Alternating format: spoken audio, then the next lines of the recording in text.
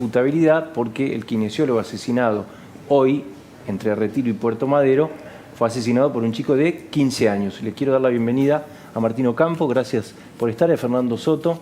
Gracias. Bueno, ¿cómo esto reaviva este debate? Escuché ya a gente, bueno, D'Alessandro dijo que había que plantear el tema de un régimen penal juvenil. Claro, yo creo que ese es el planteo correcto, digamos, más allá del hecho luctuoso que... O sea, no es bajar la edad... llama la discusión, pero la discusión es una discusión muy profunda y muy compleja. No es solamente la edad de punibilidad. Yo creo que lo que tenemos que hablar es un régimen penal juvenil. Distinto, digamos. Es un régimen penal donde el menor está sometido a una estrategia de procedimiento penal con todas las garantías del proceso. Hoy no la tiene.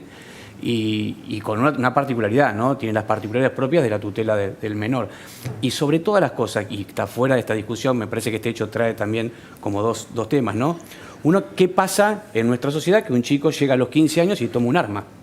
Ya tenía 4 salidas, ya tenía, ¿no? Dicen la información que tiene ya más de... Y la policía que tiene ya algunas otras hechos delictivos. Pero ¿qué está pasando en el medio que entre que este chico llegó a esta situación? ¿Y qué pasó, qué falló para que no pudiéramos como sociedad evitar que esto pasara? Ahora, luego que el hecho pasa, ¿qué hacemos con la primera intervención del menor en un proceso penal? Porque esta es la más importante de todas las intervenciones en un proceso penal, es la primera. Porque en la primera estamos a tiempo de reencauzar esa conducta y revincular ese menor dentro del marco de nuestra comunidad. Y ahí también hay un montón de cosas para discutir. No Ahora, es solamente la discusión de la edad de imputabilidad. Alguien que pensara, un garantista, por ejemplo, te diría, bueno, desde el momento en que vos ya lo metiste preso al chico, lo perdiste, no se recupera más. Y según como vos tengas tu sistema penitenciario y tengas tus sistemas de reinserción de menores. Pero esto, porque hay países que tienen imputabilidad a los 12 años, a los 9, a los 11, a los 14, digamos. Lo más importante es qué hacemos con el menor. Es decir, está claro que un menor de 15 años no va a estar toda su vida en prisión. En algún momento va a salir. Entonces, todo lo que tenemos que hacer para que esa persona, cuando sale de estos establecimientos, esté en condiciones de convivir con el resto de la comunidad. Martín, la coalición cívica, Acuerdo Carrió, tenía uno de sus proyectos de crear un sistema penal juvenil para ese grupo etario.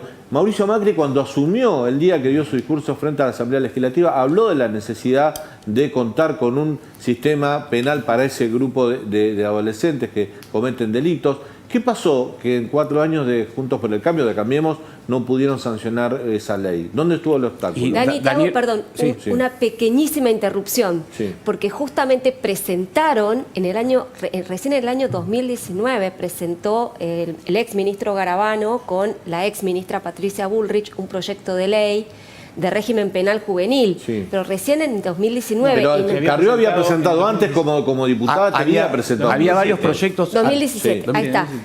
Incluso había varios proyectos de diputados nuestros, de nuestro espacio, que habían presentado. Pero más allá de eso, lo que nos pasó es lo que nos pasó, no en este tema, en otros temas también, en que no hemos tenido la mayoría necesaria para un montón de leyes que son útiles a la Argentina y que lamentablemente, por falta de acompañamiento político, no pudimos sacar. Es que ni siquiera se puso en tratamiento. Sí, pero a veces el tratamiento es una voluntad conjunta, no es solamente del bloque mayoritario, en ese caso al comienzo de la gestión de Cambiemos. En la Ciudad de Buenos Aires sí tenemos un régimen penal juvenil. Es decir, en el lugar donde la ciudad es administrada desde hace mucho tiempo por Juntos por el Cambio, bueno, hay un régimen penal juvenil, lógicamente se aplica a los delitos que tienen transferidos la ciudad, que no son estos que tienen tanto impacto público, no sé, ni el robo ni el homicidio, pero sí existe un régimen penal juvenil. Yo creo que en definitiva esa es la discusión. Perdóname, el fundamento de que un menor tiene que ser tratado de manera distinta o al revés, o tiene que ser punible lo que cometa, ¿cuál es? Bueno, la primera es entender que un menor entiende o no entiende lo que está haciendo, ¿no? Si lo que llama la criminalidad del acto. En principio, pareciera ser que un chico de 15 años está en condiciones de entenderlo. Pero eso es arbitrario, es decir, puede ser de 15, 16, también hay convenciones internacionales, la Argentina firmó convenciones internacionales y hay un principio en el mundo del derecho que es que la no regresividad de los derechos, es decir, que difícilmente podríamos ir a un régimen de mayor punibilidad sin el marco de una discusión general de todo el sistema. Por eso digo que no es solamente la punibilidad, sino todo el sistema que aborda la problemática esta. Lo cierto es que lo que está en juego es si entiende o no entiende. Si no entiende, cualquier persona está fuera del alcance. Fernando, ¿entiende o no entiende? Mira, primero no hay ningún convenio internacional, ni pacto, ni tratado que obligue a Argentina ni a ningún Estado a poner un límite determinado de punibilidad por edad. No existe. En Inglaterra, por ejemplo, en 1988 cambiaron un sistema donde tenían que probar en cada caso si era responsable o no, y ahora en todos los casos, estamos hablando del Reino Unido, son responsables todos los menores en base a la psicología evolutiva. Se tiene determinado que desde los 7 años saben que, por ejemplo, perder una vida, un homicidio, es algo irreversible. Entonces, hoy en día, considerar un niño a una persona delincuente hasta los 18 años parece totalmente antirrazonable contra toda la lógica. Es verdad que hay convenios donde se protege a los niños, está perfecto. El tema está en la responsabilidad, porque si a un menor le decís, vos podés decidir sobre tus tratamientos, sobre los tatuajes, incluso sobre salir o no fuera del país, tiene que tener responsabilidad también si comete un hecho grave. Estamos hablando de hechos graves. Entonces, el sistema penal, lo que decía Martín Ocampo, ¿qué tal, Martín? Se aplica para todos los delitos. El déficit penitenciario, el que hacemos luego que sale, ya tenga 18 o 58. ¿Cómo lo resuelve el mundo esto? Mira, en la región, en Uruguay, por ejemplo, se pena a los 13 años, en México a los 12 años. En otros países incluso con menos edad, con 10 y 7 años. ¿Pero cómo se pena? Por Solo ejemplo, Cuba, Daniel, solo sí. Cuba tiene 16 años como nosotros. Nosotros estamos emparentados con Cuba, creo que Venezuela a los 15 también, que está inmediatamente después. Sí. Pero en el caso de Uruguay, ¿no? A los 13 años, te pregunto, un chico de 13 años comete un asesinato, obviamente tiene que ir y hacerse cargo de la justicia. ¿Puede ser condenado a 20 años de prisión efectiva? O sea, ese chico recupera la libertad pasando los 30, o teniendo en cuenta que es un menor de 13 años, ese sistema penal le da la posibilidad de rehabilitarse. Justo en Uruguay hay un sistema penal juvenil diferente, donde hay una mixtura entre los 13 y una mayoría de edad. Pero si consideramos que una persona sabe lo que hace, el derecho penal sanciona.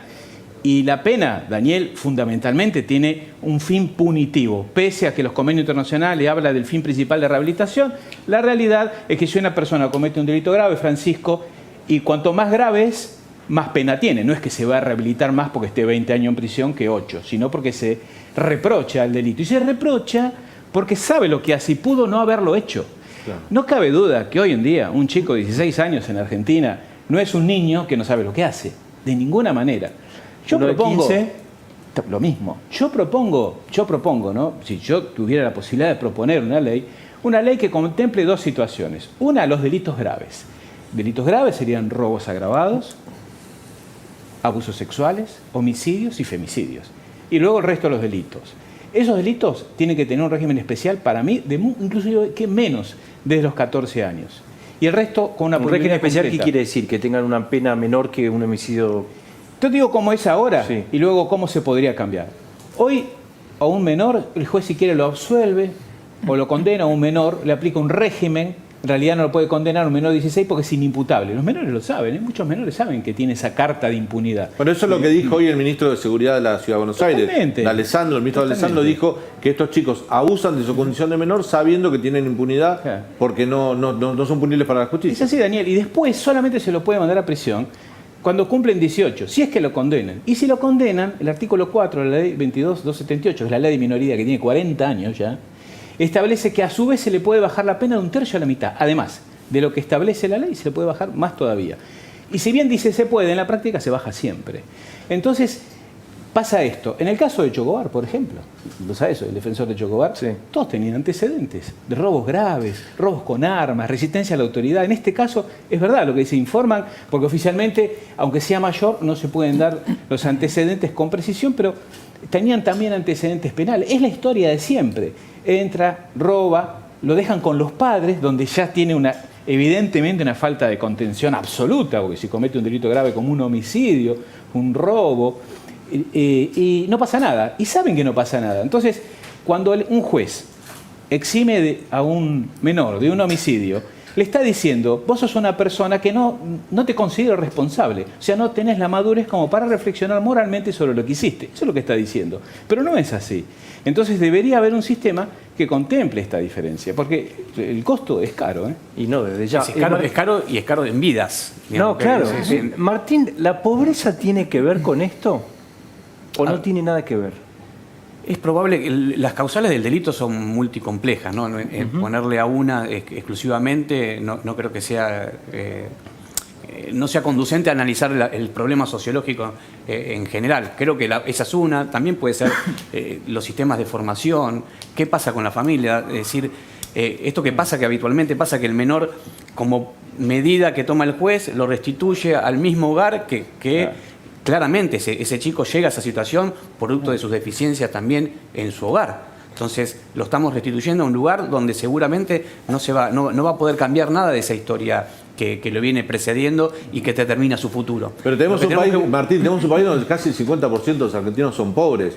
Imagínate, si vamos a ligar la pobreza con el delito, y no es así, porque no el 50% de los argentinos delinquen. Por supuesto, pero por eso digo ni que los jóvenes delinquen. Ni todos los jóvenes delinquen. Por eso digo, eso hay que buscar un camino primero para resolver el problema del delito, que es un problema de seguridad. Es un problema en el que la justicia también tiene que intervenir, lógicamente. Esencialmente es un problema de una buena estrategia de seguridad. Yo creo que, en definitiva, estos delitos tienen que tener una manera de mirarse compleja, porque cuando uno analiza todo el problema en general, se da cuenta que muchos de los delitos son reincidentes. Recién decíamos que el caso de Chocobar era un caso de personas que ya habían delinquido previamente. Es decir, al Estado les están avisando antes. El Estado tiene la información antes. El problema es qué hacemos con esa información y qué medidas tomamos en consecuencia. Es decir, el sistema, se piensa la seguridad solamente, a veces se lo piensa como un sistema policial. A veces se lo piensa solamente como un sistema vinculado a la justicia. Otras veces se lo piensa como un sistema penitenciario. Y el problema de la seguridad y el abordaje de la inseguridad o de la seguridad es un abordaje multidisciplinario, con muchas herramientas. Desde la economía, es decir, te doy un caso, el delito más importante que tiene la Argentina hoy es el robo de celulares. Ajá. La medida más importante que se tomaron en términos de robo de celulares es que la gente pueda registrar sus teléfonos prepagos al asterisco 238. Claro. Y limitar la reventa de esa manera. Es decir, una medida de intervención económica que genera la posibilidad de que cada usuario que tiene un teléfono prepago lo pueda registrar, determina que haya una baja importante en el delito. O, por ejemplo, la aparición de los smartphones con sistema de detección. Ahora, eso ha bajado muchísimo también eso sí. La cantidad. Ahora está la bicicleta. La bicicleta bueno, es cara. esto es una nueva modalidad. ¿Por qué? Porque como el celular se termina como valor económico importante, porque lógicamente como no se puede reutilizar, carece de valor de reventa, las bicicletas nuevas, y con toda esta moda que hay de uso de la bicicleta, pasa a ser un elemento a tener en cuenta. Hay bicicletas que son muy caras, siempre lo va a y valen ser, mucho más que un celular hoy en la reventa. Antes era el pasacasete, el ingeniero Santos. Exactamente. Porque le robaban el pasacasete. Y va mutando. Exacto, no se hacen oficinistas porque uno registre el teléfono celular. No, lo que te quiero decir. Elementos para robar. Lo que quiero decir es que hay medidas que a veces no son policiales, directamente policiales, pero que influyen en todo el sistema de seguridad. Es decir, hay un montón de poner... Sí, las salideras. Poner luz en una cuadra es una medida de seguridad. Ahora, parece que es una medida que la toma el ministro de Seguridad. No la toma el ministro de Seguridad. Pero planificar la iluminación es parte del sistema de seguridad. Ahora, en ese sentido, digo, Martín o Fernando, ¿sirve solamente pensar en bajar la edad de imputabilidad o en generar un sistema de transición, digamos, para los menores, un régimen diferencial, sin pensar una política de seguridad integrada con otras cuestiones? Digo, solamente podemos decir, bueno, si tiene 16 años, o si tiene 14, o si tiene 12, o tenemos que pensar la cosa más en profundidad y tiene que presentar un plan como política de Estado, aparte que no sea una facción que hoy haga una cosa y mañana venga otra y diga, no, garantismo o punitivismo y nada más. Sí, la Argentina tiene miles de ejemplos de políticas voluntaristas, espasmódicas, producto de algún acontecimiento importante que nos conmueve. El caso Bloomberg, por ejemplo. Por ejemplo. Eso no conduce a nada si nosotros no tenemos un abordaje inteligente de los temas. Los temas hay que estudiarlos. En el mundo no se toman decisiones porque pasa un hecho. Se toman decisiones porque se estudió los temas, se los estudia y se los desmenuza en todas sus fases, de forma tal de encontrar una solución a cada una de esas fases e interrelacionar todas las cuestiones. Vos lo decías bien, acá abordar el problema de los menores no es solamente abordar el tema de la punibilidad.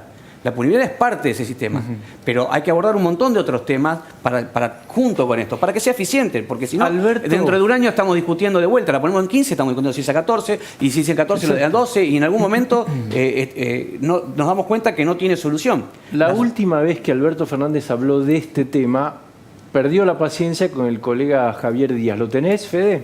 Dale. ¿Usted tiene pensado, o el gobierno tiene pensado, volver a hablar del tema de la baja de la edad de imputabilidad, teniendo en cuenta que hay muchos menores de 18 años que están cometiendo los delitos más graves, tiran por matar o tiran por tirar, como se dice en la jerga también, y sobre todo en sensaciones como por ejemplo en el sur, donde todavía siguen las usurpaciones, donde no se ha tomado ninguna medida, donde amenazan inclusive a la policía y demás? Quiero saber una opinión respecto de esto, presidente. Yo sobre sus sensaciones lo único que le puedo recomendar es que lo hable con su psicólogo, eso me llega a mí. Esto, la verdad, a mí me preocupa mucho, porque sin duda que la solución no está mágicamente en subir las penas, ni tampoco en bajar la edad de imputabilidad, obviamente que no. Pero está claro que cada vez hay más hechos donde nos roban y nos matan, Francisco, impunemente, y está bien aplicada la palabra impunemente porque no son punibles, menores de edad.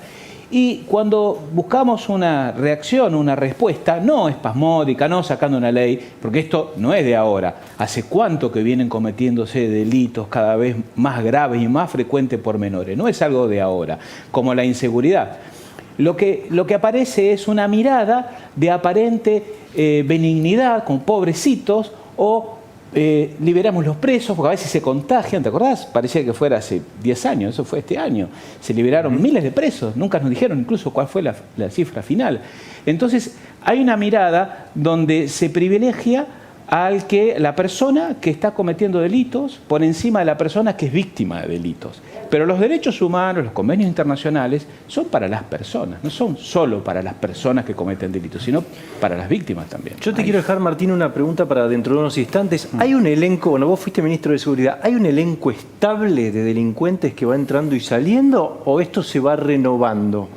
Martín, hablábamos recién de los delincuentes y yo te preguntaba, ¿hay un elenco estable que entra y sale siempre, los detienen, vuelven a salir, vuelven a delinquir o se agrega gente nueva? Las dos cosas. ¿Las dos cosas? Las dos cosas. Y te diría que es mucho más que la gente que reincide, y más que nada por datos de la policía, porque incluso son reincidencias que ni siquiera terminan de procesar el primer hecho, es decir, no terminan de tener la condena en el primer hecho y luego ya están cometiendo otro hecho. Salen, hubo un caso, me recuerdo, mira, un caso hace un tiempo, un turista acá en la ciudad, la policía lo había detenido un sábado, robando en un comercio con un cuchillo. Lo detiene, lo pone a disposición del juez, el juez le da la liberación. El domingo mata a un turista con el mismo cuchillo para robarle. ¿Eso fue cuando? Fue hace un par de años, más o menos. Pero ese es un caso que se repite. Incluso para quienes conducen la fuerza de seguridad también es un grave problema, porque la policía trabaja, se esfuerza en detener a los delincuentes y ve que un día entran por un lado y salen por el otro. Y por ahí pasa, y la cantidad de trámites que tienen que hacer, incluso el policía tiene que ir a declarar, tiene que labrar un montón de actas, hacer un montón de trabajo, más allá de la detención propia, que le genera un riesgo personal al propio policía o a la propia policía. Y ve después que al ratito sale por la otra puerta, como se dice, y luego lo tienen que volver a detener. Es una situación que hay que administrar dentro de la política de seguridad. ¿Es que no se cumplen las condenas, Fernando, o es el caldo de cultivo de la situación social? En los delitos contra la propiedad, hurtos, robos, la reincidencia supera el 80%, de lejos. Además, hay liberaciones anticipadas, además de las que hubo por COVID, de los miles. Hay jueces que tienen una idea, aplicando los derechos humanos, como te dije, solamente en forma parcial para las personas que cometen delitos, liberándolo antes de tiempo, cuando no corresponde. Y las condenas O sea, las sentencias tampoco se cumplen. No se cumplen porque hay jueces que también dan la libertad antes de tiempo y además hay sistemas que hacen que se rebaje la pena. Si se cumplieran como inicialmente se disponen, ¿cambiaría sustancialmente la situación o no? Está muy bien lo que decís, Pancho. En realidad tenemos un código penal de los más severos de América. Otra vez solamente nos supera Cuba. Después tenemos las penas más altas de la región. ¿El de Cuba es más severo? Sí, en algunos delitos sí, sobre todo en delitos que tienen que ver con la política, ¿no? Por delitos menores lo condenan a más de 20, 30 años. Después está el nuestro. El tema está en que nosotros tenemos un sistema que va de un mínimo a un máximo, con algunas cosas bastante ridículas. Por ejemplo, en los delitos de estupefacientes es lo mismo contrabandear 10 gramos que 10 kilos, que 10 toneladas, es lo mismo. La escala es la misma. Entonces, dentro de esa escala, los jueces aplican generalmente el mínimo. Entonces ya arrancamos con penas que comparados con la región son bajas, en delitos graves, por ejemplo narcotráfico, son bajas, bastante más bajas, en muchos casos hasta la mitad. Y dentro de esas penas a su vez son mucho más benignas, porque se dan la libertad condicional como un trámite. Y la libertad a su vez se da anticipada, no está solamente la condicional, hay una libertad durante el proceso, por un montón de permisos muy fáciles de dar, ¿viste? Muy flexibles son muchos jueces. ¿Cuántos casos tenemos, Pancho, que han salido por una libertad, por un permiso provisorio, cometieron delitos y mataron? Esto es constante. O violaciones, ¿no? También está el... Ahora, la por cuestión... supuesto. El caso de, perdón, en Bragna, tenemos el caso de Bragna, es un miembro de Usina de Justicia, o sea que yo integro Usina de Justicia, que la preside la doctora Diana Cohen Agres, era un hombre que tenía que estar preso. Los asistentes le dijeron al juez, mire, no internalizó la pena, todo indica que va a cometer nuevos delitos. El juez dijo, bueno, para mí es un derecho humano a la libertad, violó y mató a su hija. Déjenme incorporar a Luis Majula a esta conversación. Luis, ¿cómo te va? Hola, Pancho, ¿cómo estás? Un saludo a toda la gente de terapia, un saludo al doctor.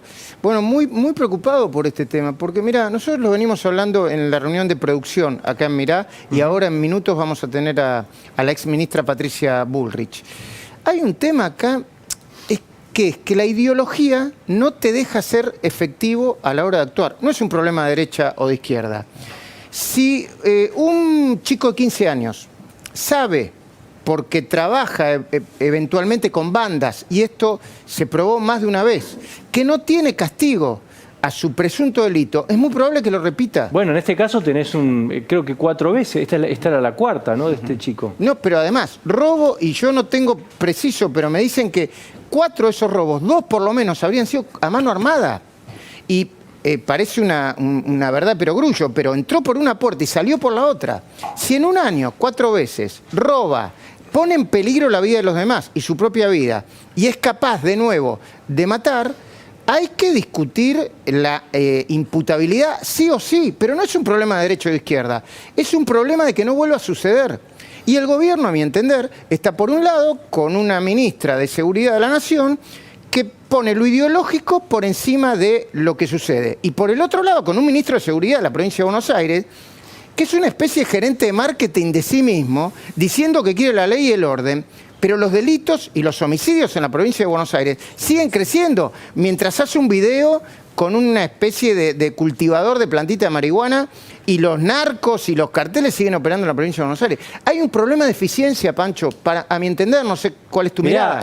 Recién pasábamos un tape de cuando le preguntaron a Alberto Fernández de este tema, el colega Javier Díaz, y se enojó, digamos. Así que no veo que el gobierno vaya siquiera a darle lugar a esta discusión. Me parece que es un planteo seguramente del lado de la oposición, pero que va a quedar ahí, independientemente de otra cosa que planteaba yo acá y les preguntaba recién a los dos invitados, si esto tiene que ver con una situación de que no se cumplen las condenas o ya hay un caldo de cultivo social que puede favorecerlo. Me parece que es una buena pregunta también para hacerle a Patricia Bullrich. Sí, se la vamos a hacer, pero no solo eso. Mira, el doctor sabe, porque los abogados que trabajan en este tipo de casos saben. Hay abogados, a mí me lo dijo más de un abogado, que hay...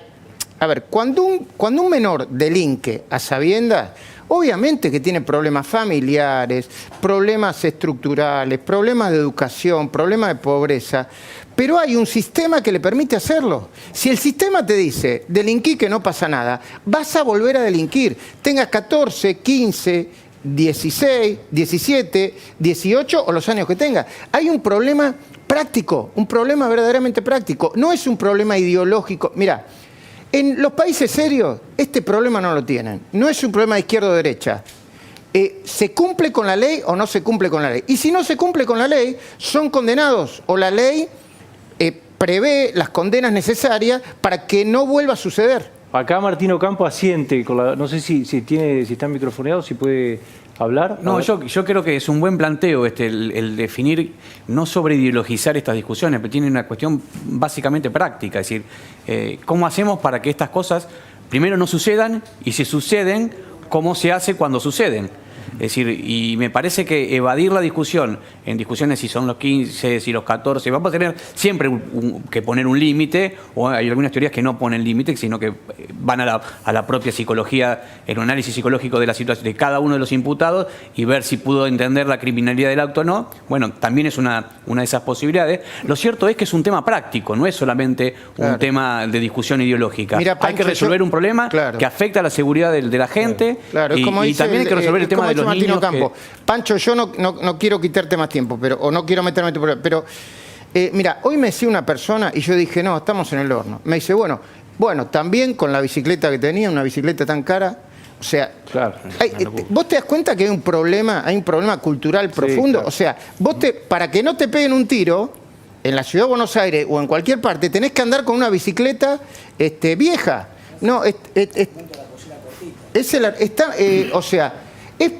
como sociedad estamos en el horno y desde el punto de vista de la autoridad estamos sin rumbo. Este es el problema. Hay un problema de los gobiernos nacionales, provinciales, que no tienen rumbo, están confundidos, discuten cosas que no están en la agenda de la gente. Ese es el problema.